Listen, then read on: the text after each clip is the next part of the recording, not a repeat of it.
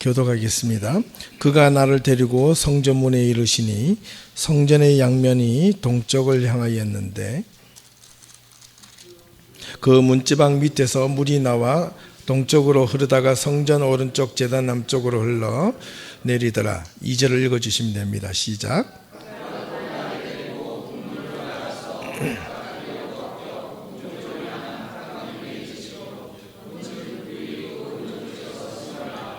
그 사람이 손에 줄을 잡고 동쪽으로 나아가며 천척을 측량한 후에 내게 그 물을 건너게 하시니 물이 발목에 오르더니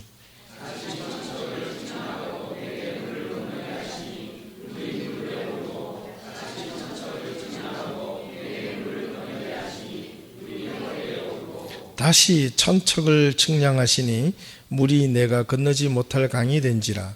그 물이 가득하여 헤엄칠 만한 물이요 사람이 능히 건너지 못할 강이더라.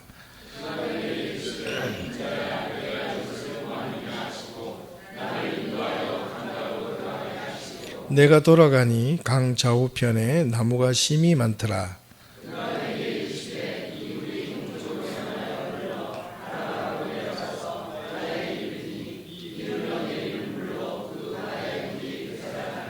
이 강물이 이른 곳마다 번성하는 모든 생물이 살고 또 고기가 심히 많으리니 이 물이 흘러 들어가므로 바닷물이 되살아나겠고 이 강이 이르는 각처에 모든 것이 살 것이며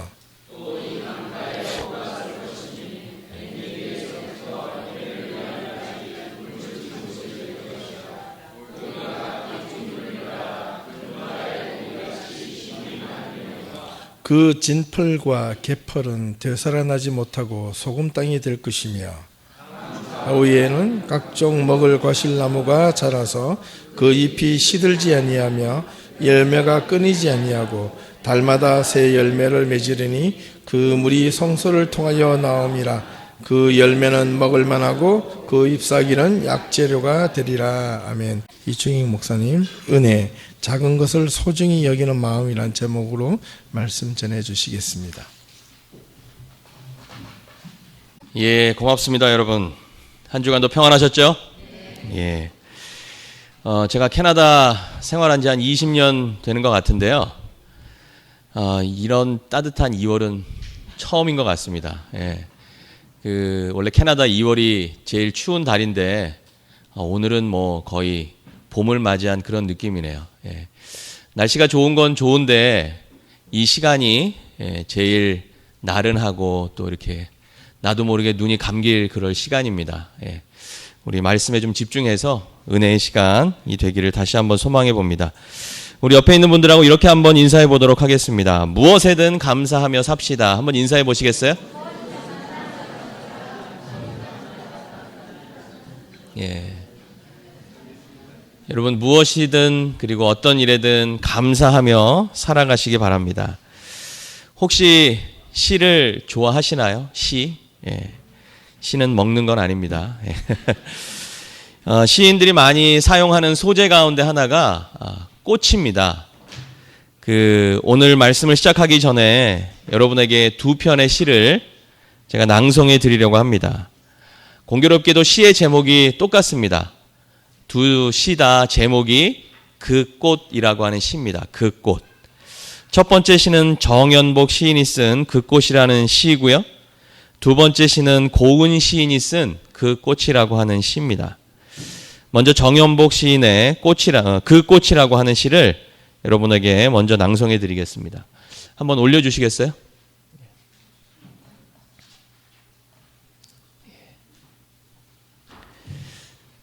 예, 그냥 제가 낭낭한 목소리로 대신하도록 하겠습니다. 예. 한번 잘 들어보세요. 그 꽃, 정연복. 세상의 모든 꽃은 그냥 하나의 꽃이 아니다. 사람들 눈에 띄지 않는 외딴 곳에서 홀로 쓸쓸히 피고 지는 작고 이름 없는 들꽃도 그렇다. 온 세상 좁쌀 만한 꽃이라 해도 자기만의 모양과 빛깔과 향기로 비길 데 없고 따스한 햇살 쬐고 바람과 이슬 맞으며 저만의 생애 이력과 사연을 가진 눈물겨운 것, 특별하고도 존귀한 그 꽃이다. 예, 두 번째 시는 고은 시인이 쓴 그 꽃이라고 하는 시입니다. 이 시는 너무 짧아서요. 여러분 잘 못 들으시면 금방 지나갑니다. 예. 딱 단 두 줄의 시입니다. 내려갈 때 보았네. 올라갈 때 못 본 그 꽃. 참 의미가 깊죠. 예. 아마 인생의 연수가 좀 그래도 많으신 분들은 아마 이 시가 더 깊게 다가올 거라고 생각합니다. 시가 우리에게 주는 축복 가운데 하나는요, 시를 통해서 나를 돌아볼 수 있고 인생을 돌아볼 수 있고 내 삶을 돌아볼 수 있는 그러한 시간을 갖게 한다는 데 있는 것 같습니다.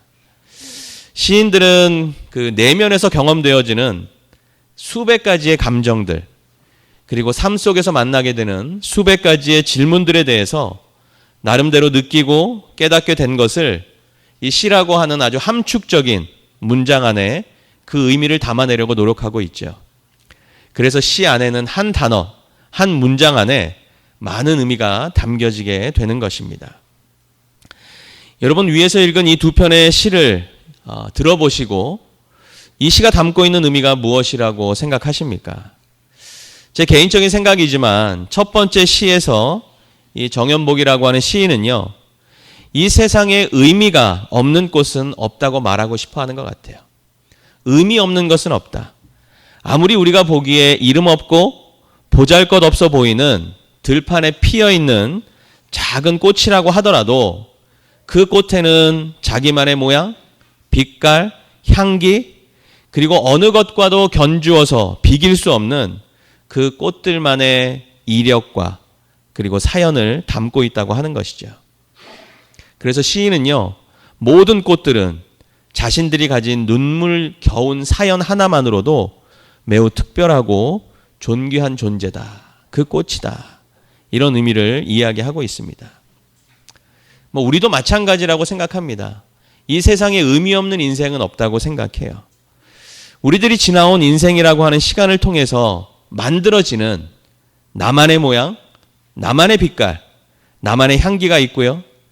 또 시에서 그대로 표현하자면 따스한 햇살, 또 때로는 차가운 바람, 이슬을 맞으면서 나만의 생애 이력, 나만의 생애 사연을 가진 특별하고도 존귀한 사람, 그 사람이 바로 나라고 하는 것이죠.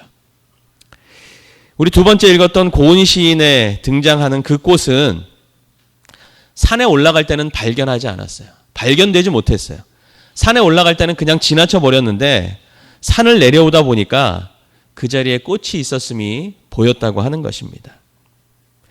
여러분, 우리도 우리의 인생 가운데요, 그것을 지날 때 그때는 느끼지 못하죠. 그러나 그것이 지나고 나서 다시 우리의 인생을 되돌아본다면 참 그때가 좋았는데, 참 그게 행복이었는데, 참 그게 기쁨이었는데 왜 그때는 그걸 모르고 살았을까? 이런 생각들이 들게 만든다고 하는 것입니다. 그때가 내 생에 얼마나 감사한 때였는지, 그때가 얼마나 내 인생의 즐거운 때였는지, 행복한 일이었는지 어느 정도 살고 나고 지나고 나고 또 되돌아보니까 깨닫게 되고 생각나게 되었다고 하는 것입니다. 그래서 오히려 시인은요, 그것을 질책하기보다는 제가 보기에는 이 시를 읽으면서 저는 좀 위로를 받았어요. 그리고 오히려 따뜻한 격려, 따뜻한 시인의 속삭임으로 느끼게 되었다고 하는 것입니다. 어제 제가 토요 아침 묵상 때 잠깐 나누었던 말씀인데요. 여러분, 예수님이라고 하는 분은 그분의 능력이 인정을 받고 그리고 그분의 인기가 하늘을 치솟고 그리고 어떻게 보면 그분의 인생 가운데 인간적인 가치에서 보자면 최고의 정점을 찍었을 때, 그래서 사람들이 그 예수님을 그들의 왕으로 세우려고 했을 때, 최고의 기회가 왔을 때 예수님은 그곳에서 더 높은 곳을 향해서 나아가기보다는 더 낮은 곳을 향해서 나아가는 선택을 하시게 되는 것을 볼 수 있습니다. 사람들에게 인기를 얻으면 얻을수록, 사람들의 기대가 커지면 커질수록 예수님을 따르는 무리가 많아지면 많아질수록 예수님은 오히려 더 낮은 곳을 향해서 걸어가셨다고 하는 것입니다.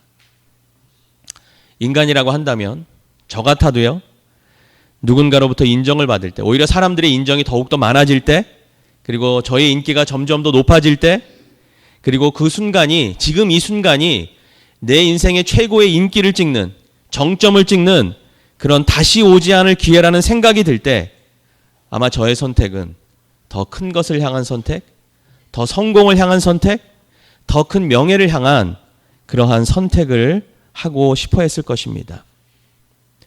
그러나 예수님은 늘 우리들의 생각, 그리고 우리들의 예상을 깨는 다른 선택을 보여주셨다고 하는 것입니다. 저는 이것이 우리 그리스도인들이 따라가야 할 삶의 길이라고 확신합니다.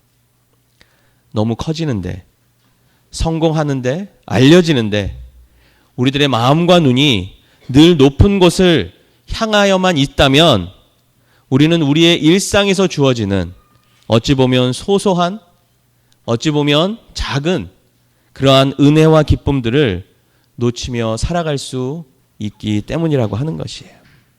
그래서 우리는 이러한 것들에 대해서 다시 한번 깊이 있게 생각해 보고 묵상해 보아야 한다는 것입니다. 아까 고은 시인의 그 시의 의미가 저는 그런 의미도 있다고 생각해요. 높은 곳을 향해 올라갈 때는 보이지 않죠. 그곳에 들꽃이 있는지, 그 꽃이 얼마나 아름다운지, 내가 성공을 향해서 높은 곳을 향해만 나아갈 때는 절대 그 일상에서 느껴지는 기쁨과 은혜들을 만족하지 못할 수 있기 때문이라고 하는 것입니다. 여러분, 이런 의미에서요, 은혜라고 하는 것은 내 삶에 주어지는 그 어떤 작은 것에라도 소중히 여기는 마음, 그것이 있을 때 우리는 은혜라고 하는 것을 경험하게 된다는 것입니다. 그리고 그것이 어떠한 것이든지 간에 아무리 우리의 눈으로 시각으로 봤을 때 작은 것이라고 할지라도 그것을 감사하게 여기는 마음, 그것이 바로 은혜의 마음이라고 하는 것이죠. 그래서 신앙이라고 하는 것은 어떤 의미에서 본다면 삶을 대하는 나의 태도를 바꾸는 것입니다. 어떤 상황 속에서도 하나님이 나에게 주신 의미와 목적과 은혜를 붙잡고 살아가겠다고 하는 그 태도로, 그 분명한 태도로 살아가는 것이 바로 신앙이라고 하는 것입니다. 그래서 영어의 표현 중에요, 이런 표현이 있습니다. 우리 지우가 맨날 저한테 영어 발음, 영어를 지적하는데요. 그래서 저분이 계시면 제가 영어하기가 좀 이런 표현이 있어요. It's all about attitude. It is all about attitude. 비웃지 마시고요. 이 말의 의미 안에는 모든 것은 태도에 달려 있다는 것입니다. It is all about attitude. 우리의 태도가 어떠한가에 따라서 우리가 그것이 은혜가 될 수 있고요, 그것이 실망이 될 수 있고요, 그것이 불평이 될 수 있고요, 그것이 희망이 될 수 있습니다. 신앙은 It is all about attitude. 우리의 태도를 하나님을 향한 태도로 완전하게 바꾸는 거예요. 그래서 내가 어떠한 일을 만나든, 어떠한 상황을 만나든, 내가 원하는 어떠한 소기의 목적을 이루지 못하든, 내가 향하여 나아가는 그 높은 곳이 나에게 현실로 다가오지 않든 우리는 그 안에서 나에게 주어진 상황과 여건 안에서 늘 하나님의 뜻과 의미와 감사와 은혜를 구하는 그러한 태도로 살아가는 것이 바로 신앙이라고 하는 것입니다. 그래서 신앙인은요, 삶의 태도가 분명한 사람들입니다. 작은 것 하나라도 소중히 여기고요, 그 안에서 감사와 은혜를 누리려고 그런 태도로 살아가는 사람이라고 하는 것이죠. 삶에서 원하진 않지만 때때로 경험되어지는 아픔의 시간, 고난의 시간이 있습니다. 그리고 늘 말씀드리지만 이것은 어떠한 사람도 피해갈 수가 없어요. 우리의 인생 가운데 늘 우리가 원하는 일, 우리가 바라는 일, 행복이라고 이야기할 수 있는, 기쁨이라고 이야기할 수 있는 일들만 벌어지는 것이 결코 아니기 때문이에요. 때는 다르지만 우리에게도 분명하게 이러한 시간들이 다 오게 된다라고 하는 것입니다. 그러나 그러한 상황, 그러한 시간, 그러한 것에 상관없이 attitude, 하나님을 향한 끝없는 신뢰, 인내, 믿음, 그 태도로 살아가는 것, 그것이 바로 신앙이기 때문입니다. 오늘 우리가 함께 나눈 이 에스겔서 47장은요. 이 에스겔이 하나님께서 보여주신 환상을 보고 쓴 말씀이에요. 사실 에스겔서는요. 전체적으로 보면 우울한 내용들이 많이 있습니다. 여러분 아시는 것처럼 이 에스겔이라고 하는 사람은 바벨론이라고 하는 나라의 포로로 잡혀가게 돼요. 이 이스라엘이라고 하는 나라가 나중에 이제 한 나라에서 뭐 지금의 한국의 상황처럼 남쪽과 북쪽으로 나뉘게 되죠. 그래서 북쪽에는 북이스라엘이라고 하는 나라가 생기고요. 남쪽에는 남유다라고 하는 나라가 생깁니다. 물론 멸망한 시기는 다르지만 북이스라엘은 아수르라고 하는 나라에 의해서 없어지게 되고요. 그리고 남유다는 그 당시 고대 근동지방을 지배했던 바벨론이라고 하는 나라에 의해서 멸망을 당하게 됩니다. 근데 이 바벨론 사람들은요. 전쟁에서 이기면 그 지역에 살던 사람들을 포로로 데려갔어요. 그리고 캐나다 이 정책처럼 그들의 문화와 그들의 것을 인정해 주면서 그렇게 살았습니다. 자, 중요한 건 이 에스겔이라고 하는 사람이 20대 중반에 그 이스라엘, 그 남유다의 굉장히 똑똑한 청년이었어요. 그래서 거의 초반에 포로로 잡혀가게 됩니다. 이 에스겔의 사명은 포로로 잡혀온 자신의 동족들이 신앙을 잃지 않고 희망을 잃지 않고 소망을 잃지 않고 끝까지 하나님 안에서 견디도록 하는 거였어요. 그래서 하나님은 에스겔을 통해서 그 자신들의 그 동족 이스라엘 사람들이 끝까지 하나님을 향한 희망과 소망의 끈을 놓지 않고 신앙 안에서 하나님의 거룩하심, 하나님의 영광을 드러내며 살기를 원했다고 하는 것입니다. 근데 여러분 한번 생각해 보세요. 지금 에스겔이 그 말씀을 전해야 하는 이 상황은요. 이스라엘 사람들, 그 남유다 사람들이죠. 남유다 사람들이 자신들이 그토록 믿었던, 그토록 소망했던 하나님이 자신들을 멸망시킨 그러한 상황 속에 있었던 거예요. 이런 표현이 어울릴지 모르지만 어떤 한 사람이 어떤 절대자를 믿고 있었어요. 그리고 그 절대자가 나를 지켜주고 우리의 가정을 지켜주고 뭐 좀 광의적으로 얘기하면 우리의 민족을 지켜준다고 생각했어요. 그런데 이 절대자가 그렇게 그토록 내가 헌신하고 믿었는데 우리의 가정도 무너지고 우리의 민족도 무너지고 결국 우리 나라가 없어지고 포로로 잡혀간 거예요. 이스라엘의 이 민족 사람들이요. 바벨론의 포로로 잡혀가면서 과연 그 중에 몇 명이나 그래 이거는 우리가 하나님 앞에 죄를 지었기 때문이야. 이건 하나님이 우리에게 주시는 시련의 시간이야. 이 시간을 잘 견디고 나면 하나님께서 우리에게 또 다른 기쁨을 주실 거야. 라고 하는 생각으로 포로로 잡혀가는 사람이 과연 몇 명이나 되었을까요? 이젠 우리가 망하게 되었구나. 우리가 그토록 믿었던 하나님이 우리를 버렸구나. 뭐 이런 생각을 가진 사람들이 훨씬 많았을 거라고 생각한다는 것입니다. 그토록 의지했던 하나님이 우리를 사랑하신다고 했던 그 하나님이 우리에게 왜 이런 고난을 주시고 아픔을 주시고 역경을 주실까? 그러한 수많은 의문들, 섭섭함들, 그러한 어떠한 마음을 가지고 포로의 여정을 시작하게 되었을 것이라고 하는 것이죠. 이런 사람들에게 아니야. 하나님은 그런 분이 아니야. 끝까지 우리가 희망을 놓으면 안 돼. 라고 이야기하는 것이 쉬운 사역이 아니었다라고 하는 것이에요. 더군다나 앞으로 이루시게 될, 앞으로 회복하게 될 하나님의 나라에 대한 예언의 말씀이 과연 그 포로로 잡혀온 사람들에게 얼마만큼 설득력이 있었을까? 여러분, 그래서 이 에스겔은요, 단번에 쓰여진 말씀이 아니에요. 이 에스겔은 20대 중반에 포로로 잡혀와서 이제 선지자로 사역하게 되는 한 30대부터 에스겔이 50대, 약 20여 년에 걸쳐서 이 말씀을 계속적으로 기록하게 되었다고 하는 것입니다. 하나님이 보여주시는 역사, 하나님이 보여주시는 묵시, 환상들을 기록한 책이 바로 에스겔이라고 하는 것이죠. 그러나 중요한 건 에스겔의 마음 속에 20년 동안 변하지 않는 마음이 있었어요. 어떻게 하면 자신의 동족들에게, 이 포로로 잡혀온 자신의 이 민족에게 하나님의 진심, 하나님의 마음을 전달할 수 있을까? 여러분이 한번 에스겔이었다면 어떤 마음으로 그 20년을 사셨을 거라고 생각하세요? 에스겔에는요, 하루하루, 아니 순간순간 일어나는 모든 일들을 그냥 허투루 생각할 수 있는 일이 없었어요. 이 안에 분명히 어떤 하나님의 의미가, 하나님의 의도가, 그리고 하나님의 마음이 담겨져 있을 것이라고 하는 그런 분명한 삶의 태도가 있었다고 하는 것입니다.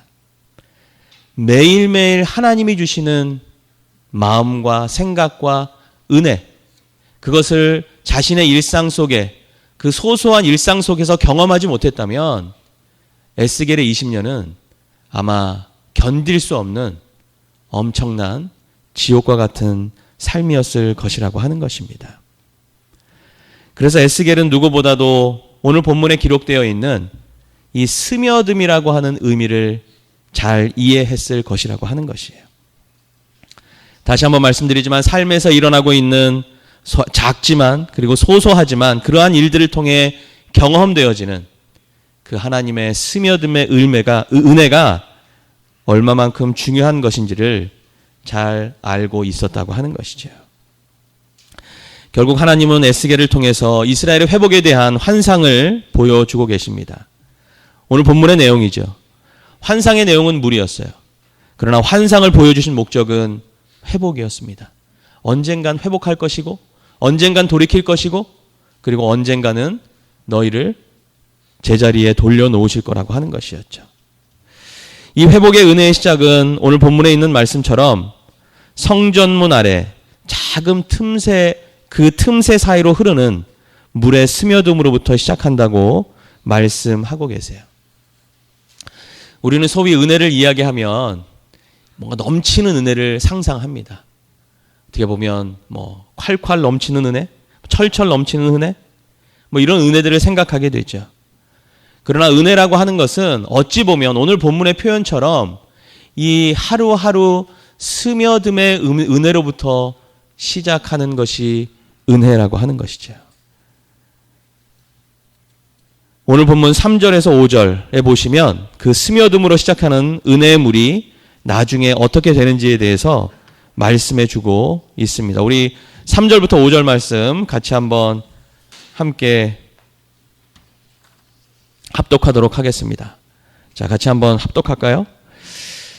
그 사람의 손에 줄을 잡고 동쪽으로 나아가며 천척을 측량한 후에 내게 그 물을 건너게 하시니 물이 발목에 오르더니 다시 천척을 측량하고 내게 물을 건너게 하시니 물이 무릎에 오르고 다시 천척을 측량하고 내게 물을 건너게 하시니 물이 허리에 오르고 다시 천척을 측량하시니 물이 내게 건너지 못할 강이 된지라 그 물이 가득하여 헤엄칠 만한 물이요 사람이 능히 건너지 못할 강이더라.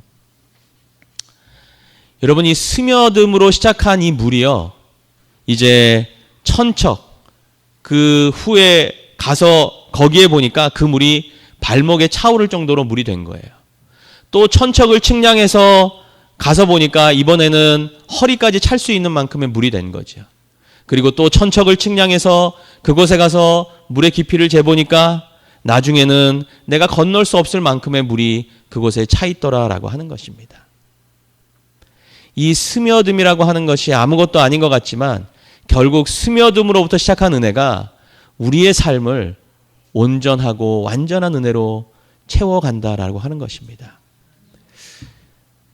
그런 의미에서 여러분, 은혜의 시작은 작은 것을 소중하게 여기는 것으로부터 시작한 데 있다라고 하는 것이에요.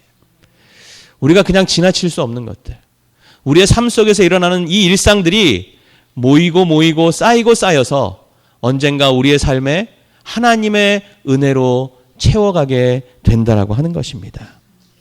더 중요한 것은 이 채워짐의 은혜가 거기에서 멈추지 않고요, 세상을 살리고 생명을 살리고 그리고 하나님의 나라를 이루어가는 곳에 쓰임 받는다라고 하는 것이에요. 오늘 본문 8절부터 마지막 절 12절까지 말씀입니다. 우리 8절부터 12절 말씀도 같이 한번 읽어보도록 하겠습니다. 함께 읽습니다. 그가 내게 이르시되 이 물이 동쪽으로 향하여 흘러 아라바로 내려가서 바다에 이르리니 이 흘러내리는 물로 그 바다의 물이 되살아나니라. 이 강물이 이르는 곳마다 번성하는 모든 생물이 살고 또 고기가 심이 많으니 이 물이 흘러 들어가므로 바닷물이 되살아나겠고 이 강이 이르는 각처의 모든 것이 살 것이며 또 이 강가에 어부가 설 것이니 엔게디에서부터 에네글라임까지 금을 치는 곳이 될 것이라. 그 고기가 각기 종류를 따라 큰 바다에 고기같이 심이 많으려니와 그 진펄과 개펄은 되살아나지 못하고 소금 땅이 될 것이며 강 좌우가에는 각종 먹을 과실나무가 자라서 그 잎이 시들지 아니하며 열매가 끊이지 아니하고 새 열매를 맺으리니 그 물이 성소를 통하여 나옴이라. 그 열매는 먹을만하고 그 잎사귀는 약 재료가 되리라. 아멘. 여러분은 여러분의 일상 속에서 누리는 소소한 은혜들, 소소한 감사들, 그리고 소소한 그 기쁨들이 무엇입니까? 우리는 그냥 지나칠 수 있지만 우리는 이미 우리의 일상 가운데 하나님이 주시는 그 스며들매 은혜들을 취하고 누리며 살아가는 그러한 삶 가운데 있는 사람들이라고 하는 것이에요. 아내, 남편, 아이들, 손자, 손녀, 내가 일하는 일터, 내가 만나는 사람들, 내가 함께하는 교회 공동체, 동역자들, 그리고 이것 외에 이런 어떤 만남이나 사람 외에도 우리에게 허락되어지는 건강이라든지 내가 새롭게 배울 수 있는 어떠한 것이라든지 우리 주위에 우리가 정말 하나님 앞에 감사하고 그리고 그것을 은혜로 경험할 수 있는 수많은 사람들과 시간들과 그리고 여건들이 우리의 삶 가운데 있다라고 하는 것입니다.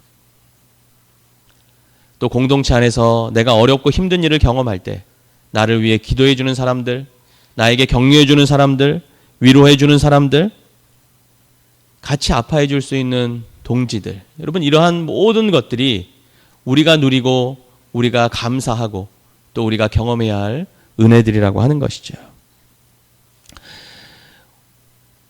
여러분의 가정에서 하고 계시는지 모르지만 온 세대가 함께 하는 재미있는 성경 묵상이라고 하는 것도 여러분 우리가 우리의 삶에서 이 스며들매 은혜를 쌓아두고 그리고 경험할 수 있는 귀한 통로라고 하는 것이에요.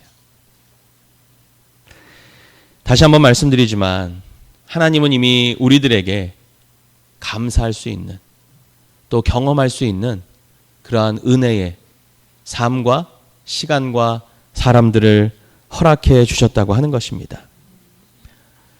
이 스며들매 은혜들이 우리의 삶 가운데 쌓이고 쌓일 때 내가 어떤 작은 것 하나라도 정말 그냥 넘어가지 않고 그것을 하나님의 은혜로 받아들일 수 있는 삶의 태도로 살아갈 때 우리는 우리의 일상 속에서 매일매일 스며들매 은혜를 경험할 수 있고요.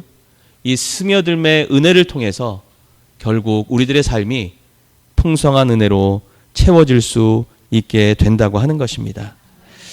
다시 한번 우리들의 삶에 여러분의 삶을 되돌아보시고 그리고 지금의 내 삶 가운데 하나님이 주시는 작지만 어찌 보면 소소하다고 할 수 있지만 그 일상 속에서 느낄 수 있는 은혜와 감사들을 다시 한번 기억하시면서 매일매일 스며들매 은혜를 경험하시는 저와 여러분의 삶이 있기를 축복하고 소망합니다.